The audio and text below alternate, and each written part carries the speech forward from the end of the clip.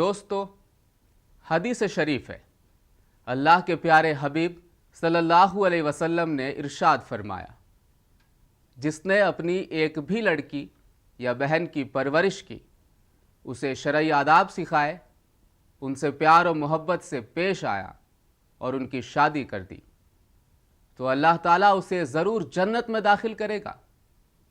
جس نے 2 لڑکیوں کی پرورش کی یہاں تک کہ وہ بالغ ہو گئی، تو میں اور وہ قیامت کے دن اس طرح قریب ہوں گے۔ پھر آپ نے اپنی 2 انگلیوں کو ملا کر بتایا۔ دوستو، بیٹی کی پرورش کرنا، قرآن و حدیث کی روشنی میں اس کی تربیت کرنا اور اس کا گھر بسانے پر جو انعام اللہ تعالیٰ کی طرف سے ملنے والا ہے وہ تو ہم نے سن لیا، لیکن ذرا سوچئے، اگر ہم ایسا نہ کر پائیں تو پتہ نہیں ہمیں کس عذاب سے گزرنا پڑے گا۔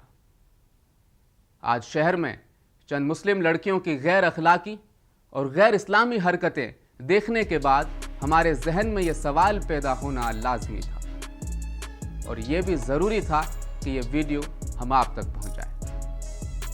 اس ویڈیو کو دکھانے کا ہمارا مقصد کسی کو بدنام کرنا نہیں ہے، بلکہ صرف اتنا ہے کہ لڑکیوں کی اس بے راہ روی کو روکنے کا کوئی عملی طریقہ نکالا جا سکے۔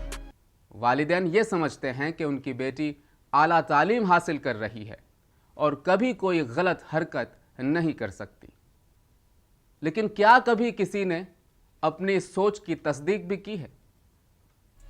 ویڈیو میں دکھائی دینے والی یہ بھی تو کسی کی بیٹی ہے۔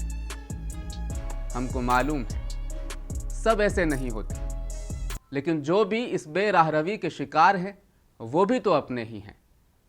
کیا ہمیں ان کا خیال نہیں کرنا چاہیے؟ بخدا کچھ کیجئے، وقت ابھی ہماری مٹھی میں ہے۔ اس برائی کو روکنا ہم سب کی ذمہ داری ہے۔